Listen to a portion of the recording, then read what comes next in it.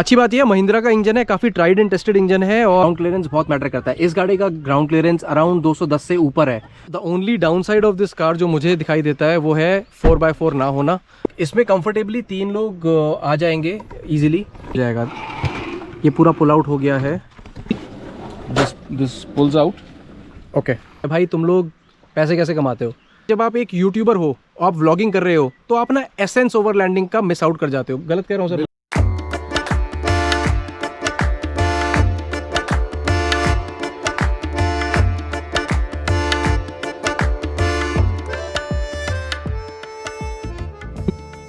So guys, मेरे साथ है अनिरुद्ध भाई। अनिरुद्ध भाई नोएडा में रहते हैं और एक बहुत ही मंझे हुए ओवरलैंडर हैं। इनके साथ मैंने काफ़ी टाइम स्पेंड किया है पहले भी, और it is always a pleasure to spend time with him. और अच्छी बात यह है, इनकी मेरी काफ़ी सारे शौक ना मिलते हैं। हम लोगों के फूड हैबिट्स, हमारे ड्रिंकिंग हैबिट्स मोर और लेस सिमिलर है, तो अच्छा लगता है इनके साथ ओवरलैंडिंग करके। अनिरुद्ध भाई कैसे हो आप? बढ़िया। अब मेरे को ये बताओ, having me on your channel. अच्छा, अनिरुद्ध भाई से सबसे पहला मेरा सवाल है कि भाई ये ओवरलैंडिंग की जर्नी स्टार्ट कैसे हुई? How did this happen? ये इंसेप्शन कैसे हुआ इसका? ये इंसेप्शन का बेसिकली जो प्रोसेस है, ये कोविड के दिनों में, कोविड के सालों में शुरू हुआ। While watching international YouTubers, overlanders and off roaders. Okay, उनके सेटअप्स देखता था मैं कई बार किलसता था कि हमारे देश में कुछ है ही नहीं। But slowly and steadily I started finding out. मुझे अपने इंडियन ओवरलैंडर्स मिले, उनसे मेरी बातचीत शुरू हुई। उनके साथ मैं first as a trial basis पे लास्ट ईयर की होली में फर्स्ट टाइम गया था ओवरलैंडिंग करने विद माय वाइफ। और वहाँ से जो एक सनक आई, पैशन आया कि वी कैन डू इट। उसके बाद फिर मैं इवॉल्व करता गया, मैं अपना सामान थोड़ा सा बढ़ाता गया, ऑर्गेनाइज करता गया, रादर बढ़ाता तो नहीं गया। अच्छा, ये जो गाड़ी है जो आप यूज़ कर रहे हो, ये आपने 2015 में ली है? 15 में लिए। तो अब इसके जैसे 10 साल पूरे होने वाले हैं। आई एम श्योर आप कंसिडर कर रहे होंगे कोई और व्हीकल लेना इसके बाद। तो क्या है आपके माइंड में, क्या कंसिडरेशन है? कोई और गाड़ी आप क्या प्लान कर रहे हो? देखिए जी, करंटली अगर मुझे चूज़ करना हो तो I will go for a camper vehicle with a डाला, जिसके पीछे डाला हो और आगे कॉकपिट हो, केबिन हो। That serves my purpose better than a box vehicle. So इस वाली कैटेगरी में जनरली आता है बोलेरो पिकअप, टाटा योद्धा, टोयोटा हाइलैक्स, ईसुजू वी क्रॉस। ये 4 व्हीकल इसमें क्वालिफाई करते हैं। इनमें से ही कोई एक पिकअप करेंगे। Okay, alright. सो गाइज, आप लोगों ने बहुत सारी XUV 500 देखी होंगी और XUV 500 is a perfect car. सबसे पहले मैंने देखा था सुलक्ष के पास, फिर घुमक्कड़ बग्स ने अपनी गाड़ी बनाई और काफ़ी सारे लोगों ने डिफरेंट आइडियाज़ लगा के XUV 500 को कन्वर्ट किया है। आज मेरे पीछे है अनिरुद्ध भाई की XUV 500। This is 2014 model, Delhi number है। अगर आप एक ब्रांड न्यू कैंपर हैं जो कंसिडर कर रहा है कोई गाड़ी खरीदना कैरावैनिंग के लिए या ओवरलैंडिंग के लिए, this is a very capable car. अच्छी बात यह है, महिंद्रा का इंजन है, काफ़ी ट्राइड एंड टेस्टेड इंजन है और इवन इफ अगर आप एक सेकंड हैंड 1 लाख किलोमीटर चली हुई गाड़ी ले लेते हैं तो उसमें ज़्यादा प्रॉब्लम्स आपको कुछ आने नहीं वाली। So for a brand new vehicle consider a price tag of 18 lakh rupees. For a used vehicle आप 5 लाख रुपए से 6 लाख रुपए का बजट बना के चल सकते हो। Very capable vehicle.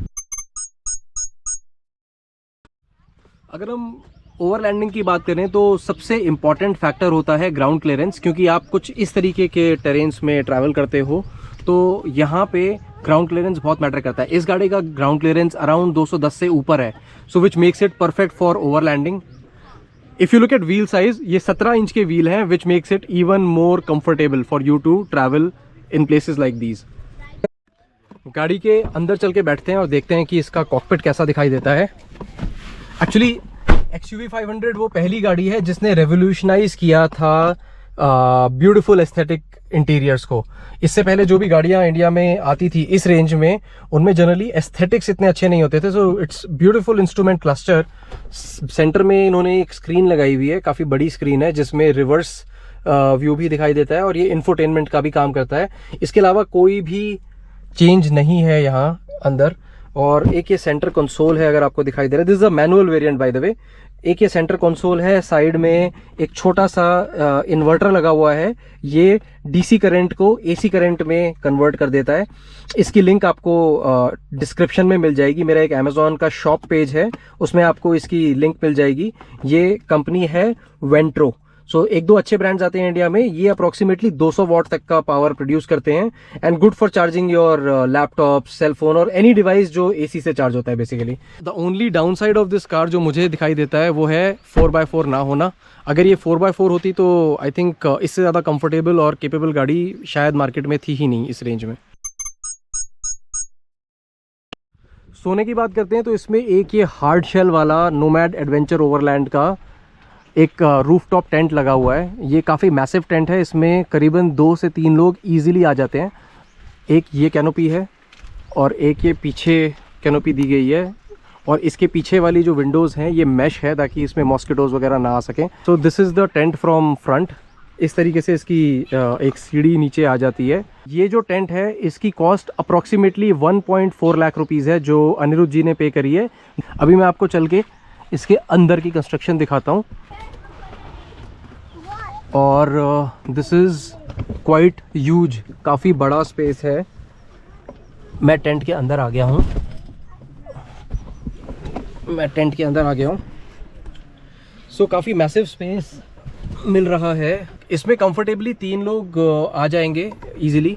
नीचे अगर मैं देखूं तो this is a good fabric, काफ़ी अच्छा गद्दा टाइप का ये है और ऊपर भी इसमें सनरूफ टाइप का कुछ, मून रूफ टाइप का कुछ दिया हुआ है। So you can open this, ये पूरा ओपन हो जाएगा और आपको मतलब नाइट में if you want to do stargazing और वॉच द मून और समथिंग लाइक दैट ये हो सकता है। साइड वॉल्स में भी सिमिलर टाइप का ही सेटअप दिया गया है और ये एक लाइट है, ये पावर बैंक से चलती है। ये पावर बैंक इसमें कनेक्टेड है। Remove the shoes and come. Yes, I am removing my shoes. जल्दी आओ। You can hold my hand. You wanna hold my hand? I can't do it myself. अच्छा हाँ, सो वीर भी आ गया है। Veer come this side. हाँ, this is our tent, this is a luxury tent, look at this. So Veer and पापा हम दोनों के दोनों टेंट में कंफर्टेबली आ गए हैं। So even though I am not a big fan of roof top tent, मुझे लगता है गाड़ी के अंदर जितना आप कंस्ट्रक्शन कर सकें वो अच्छा है, पर अगर आपके पास एक ये डेली कम्यूटर है जैसे XUV 500 या और भी कोई इस तरीके की गाड़ी, तो roof top tent is a very good solution. आप इसको लगा सकते हैं, आप इसको हटा सकते हैं। अगर आपको पता है अगले 6 महीने या 3 महीने आपने नहीं करनी ओवरलैंडिंग, आप इसको हटा दें। वीर आपको कैसा लग रहा है ये सेटअप अंदर? अच्छा लग रहा है। हाँ। तो इस गाड़ी में आप बैठ के काम भी कर सकते हो। So you can just sit down here, you can open a laptop, start working and बारिश वगैरह भी जो आएगी वो ये कैनोपी उसको रोक देगी, आपको बारिश महसूस नहीं होगी। चलो अब मैं इस रूफटॉप टेंट से उतरना शुरू कर रहा हूँ। भाई ये मेरे को थोड़ा स्केरी लगता है वाला पार्ट, रूफटॉप टेंट से उतरना। कभी अगर आप if you are little drunk तो कभी कभी हमारे एक राहुल भाई हैं, वो पिछली बार उनके पास भी सेम टेंट है और वो इस टेंट से गिर गए थे नीचे, तो मेरे को थोड़ा सा स्केरी लगता है रूफटॉप टेंट से उतरना और चढ़ना। मुझे तो नहीं डर लगता लैडर पे। आपको डर नहीं लगता? नहीं। अच्छा आओ फिर आओ। चीयर्स अनिरुद्ध भाई। Cheers sir, cheers cheers. तो एक ना क्वेश्चन और है मेरा, ये जो RTT लगा हुआ है आपकी गाड़ी में ऑलमोस्ट मैं देख रहा हूँ पिछले 6 महीने से, तो मैं भी देख रहा हूँ, अभी तक किसी ने रोका नहीं इसके लिए आपको? अभी तक कोई दिक्कत नहीं आई है। ये सब मुझे लगता है कि मन की वो है, डर है हमारे, मिथ्या डर। किसी ने, मैं इतना घुमा हूँ, किसी ने आज तक कोई उंगली नहीं उठाई, कुछ नहीं कहा। मतलब आप तो नोएडा रहते हो? नोएडा रहता हूँ और यही आपका डेली कम्यूटर भी है? और यही मेरा सिटी कम्यूट इसी में करता हूँ मैं। अच्छा, तो आज तक आप कह रहे हो कि किसी ने भी? Absolutely none. सो अनिरुद्ध भाई, ये किचन जो आपने बनाया है इसका लगभग पहले तो मैं आपसे समझना चाहता हूँ इसमें क्या क्या है मेजर जो आपने चेंजेस किए हैं। सबसे पहली बात तो ये है कि इसको ऑर्गेनाइज किया गया है। सो ये एक इनका फ्रिज है और ये इस तरीके से पुल आउट हो जाएगा। ये पूरा पुल आउट हो गया है। फ़िलहाल इसके अंदर भरी हुई मिलेंगी बियर्स और लिटिल बिट ऑफ चलो फॉर द गुड टाइम्स। हाँ, for the good times. Eggs हैं, हाँ, और कुछ हर्ब्स हैं। ये कितना लीटर का फ्रिज है? और ये इसमें आइस भी जमी रहती है बिल्कुल। ओके, नहीं अभी है इसमें आइस? हाँ अभी अच्छा, जमी हुई है। ओके, कितने लीटर का फ्रिज है ये? दिस इज 35 एंड ये वाला जो इसका कंपार्टमेंट है दिस इज फ्रिज। हाँ, beyond this is a freezer. अच्छा, ये फ्रिज है और ये फ्रीज़र है। Wow, this is good. Last मैंने मोको का फ्रिज रिव्यू किया था जिसमें पूरा का पूरा ही वो फ्रीजर था, तो सब कुछ ही एक साथ फ्रीज होता था और सब कुछ ही एक साथ मेल्ट होता था। इसका एडवांटेज ये है कि for example you know soft items like curd, हाँ, butter, milk for that matter, batter, anything जो फ्रीज नहीं करना वो यहाँ आ जाएगा। नहीं करना, मिल्क आ जाएगा। हाँ, तो ये fridge compartment I hope beer freeze ना हो गई हो। नहीं, ये ऊपर रखी हुई है तो इसलिए नहीं होगी। ओके, ठीक है ठीक है, ग्रेट। अच्छा, ये फ्रिज आपको कितना कॉस्ट किया है approximately? This is somewhere around I think, आज का अगर मेरे को रेट मालूम नहीं है, बट आपको कितने का पड़ा था? 45K 45K for a 35 litres fridge. वो जनरली एक ना बात कहते हैं लोग कि 1 लीटर इक्वल टू 1000 रुपये, ऐसा वाला कुछ कहते हैं। हाँ। ये आपको थोड़ा सा एक्स्ट्रा कॉस्ट कर गया। ये कहाँ, इसका टेम्परेचर रेंज क्या है? इसकी टेम्परेचर रेंज मैं आपको अभी दिखाता हूँ। तो अभी स्टार्ट कर दिया है फ्रिज। ये किस पे चल रहा है? ये आपके कोई पावर बैंक है जिस पे चल रहा है? मेरे पास पावर सप्लाई है जो मैं आपको दिखाऊंगा अभी। बट ये उस पे भी चल जाता है ना, गाड़ी के सिगरेट लाइटर पे? ये जब गाड़ी चलती है तो ये गाड़ी के सिगरेट सॉकेट से ऑन हो जाता है। ऑलराइट। और मेंटेन रहता है। अभी ये ग्रीन लाइट आ गई है तो फ्रिज इसका कंप्रेसर चालू हो गया है। कंप्रेसर चालू हो गया। इसकी जो रेंज है मैं आपको बताऊं, अभी -2 पे सेट है। Okay, this can go up to -19 I think. 22।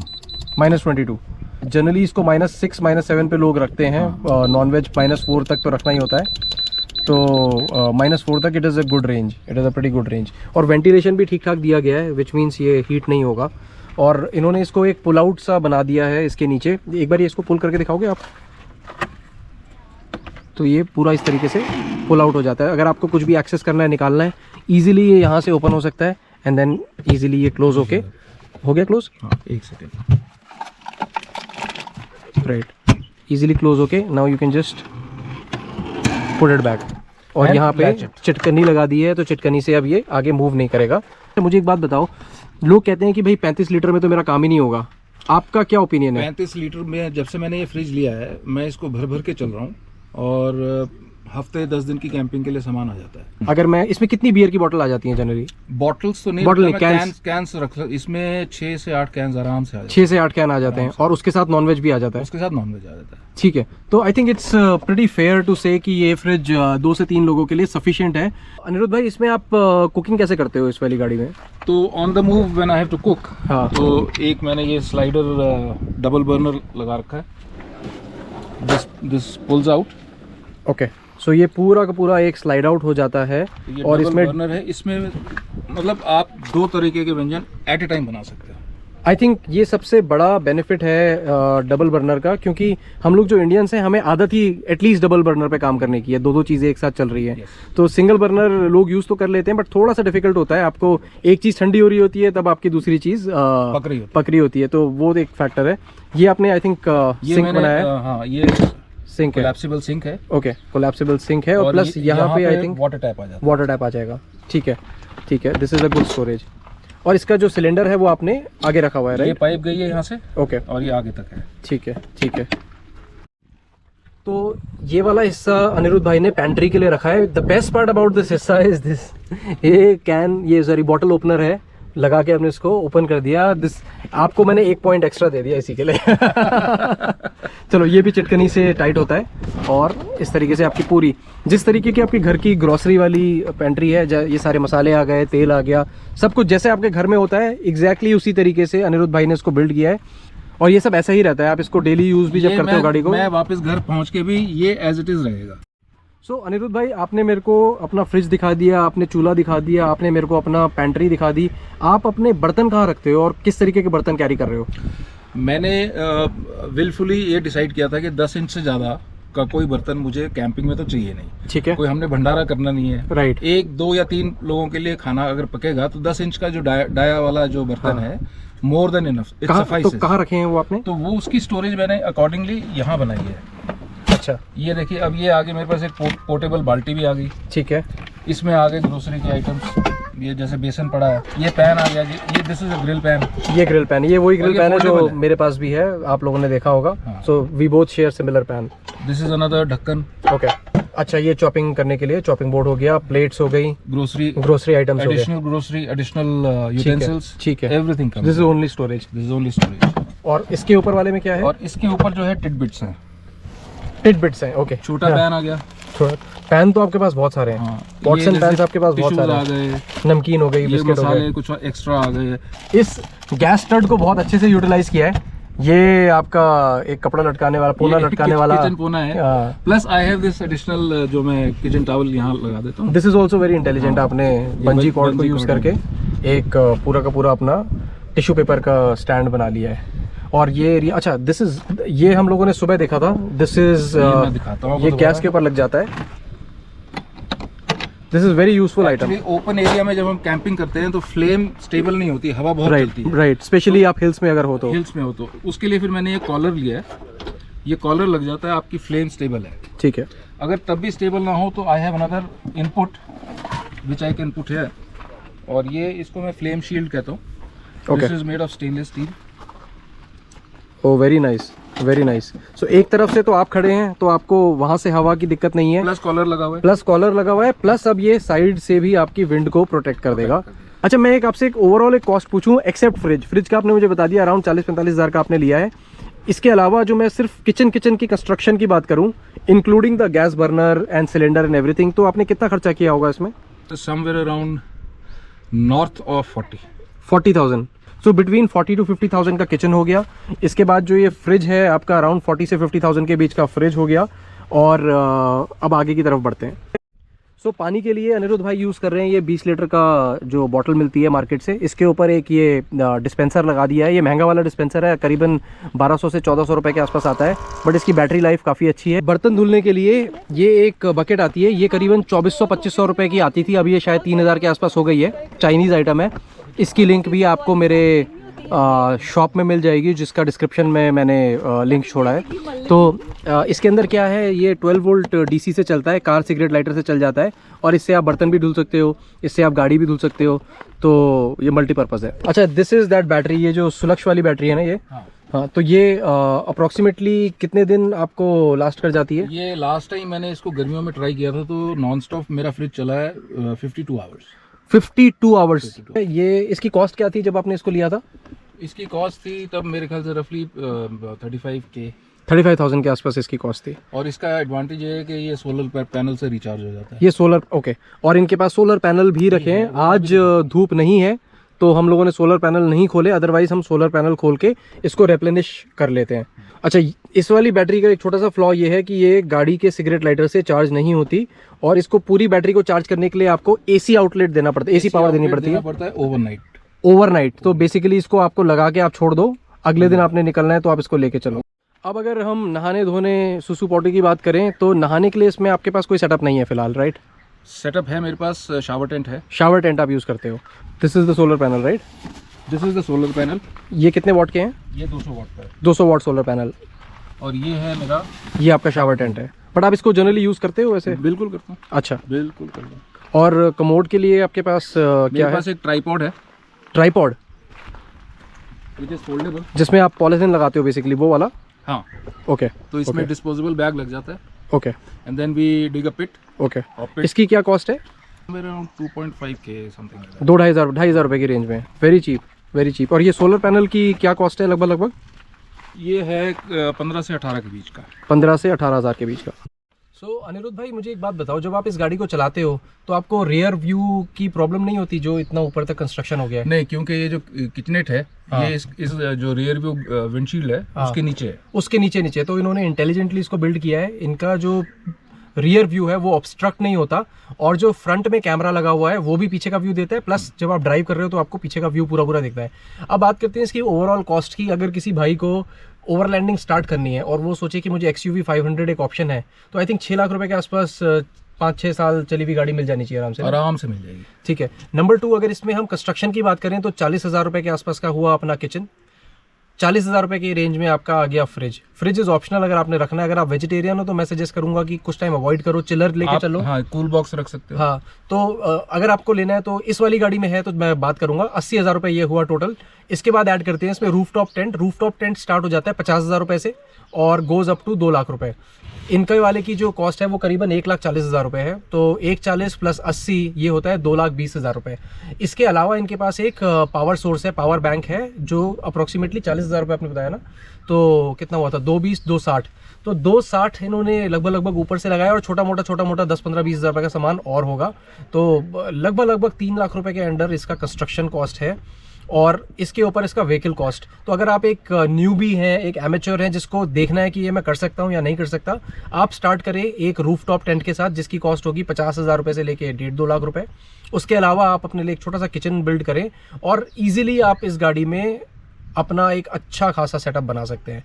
अगर आपको याद हो, विकास दयाल ने भी इसी गाड़ी में अपनी ओवरलैंडिंग स्टार्ट करी थी, है ना। सुलक्ष हो गया, विकास दयाल हो गया, बहुत सारे घुमक्कड़ बग्स है, अभी बहुत सारे ऐसे लोग हैं जो इसी गाड़ी में कर रहे हैं और वो बहुत ही सक्सेसफुली, बहुत ही कंफर्टेबली इस गाड़ी को पाल पा रहे हैं और इस गाड़ी में एंजॉय कर पा रहे हैं। तो get started with it, this is a no brainer, this will not let you down.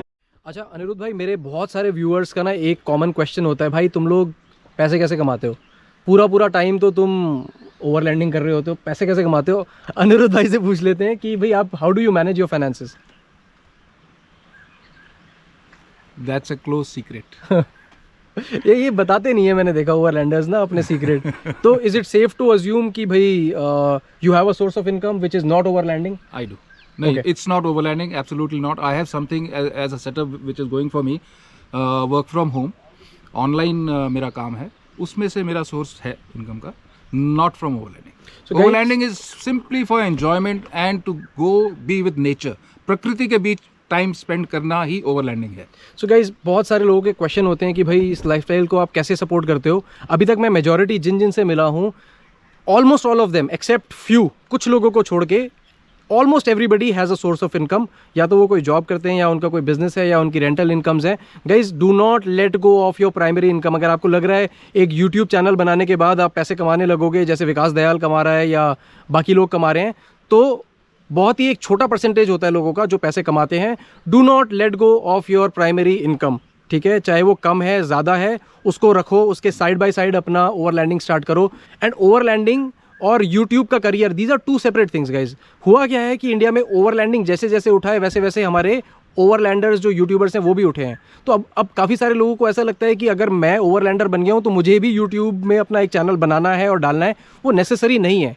अभी लेटली मैं बहुत सारे ऐसे लोगों से मिला अपनी प्रीवियस ट्रिप में जो ओवरलैंडिंग, प्योरली ओवरलैंडिंग करते हैं, उनका कोई यूट्यूब चैनल नहीं है, वो कुछ इंस्टाग्राम पे पोस्ट वगैरह डालते हैं, that's all. They don't consider YouTube और Instagram as a career. And सबसे बड़ी बात ये होती है कि जब आप एक यूट्यूबर हो, आप व्लॉगिंग कर रहे हो, तो आप ना एसेंस ओवरलैंडिंग का मिस आउट कर जाते हो। गलत कह रहा हूँ सर? बिल्कुल सही है, बिल्कुल सही। अगर आप किसी जगह को एंजॉय ना कर पाओ और सिर्फ आप कैमरा लेके घूमते रहो हमेशा, तो आपने एक्चुअली कुछ नहीं देखा। तो मेरा मानना ये है कि आप पहले ओवरलैंडिंग करो, अच्छा लगता है और लगता है कि आपको भी यूट्यूब चैनल बनाना चाहिए तो बनाओ, but it is not a mandate. हाँ, ऐसा मैंडेट नहीं है कि आपको यूट्यूब चैनल बनाना ही बनाना है। चलो अनिरुद्ध भाई, thank you. It is always good to do camping with you. Always a pleasure with you, sir. Always.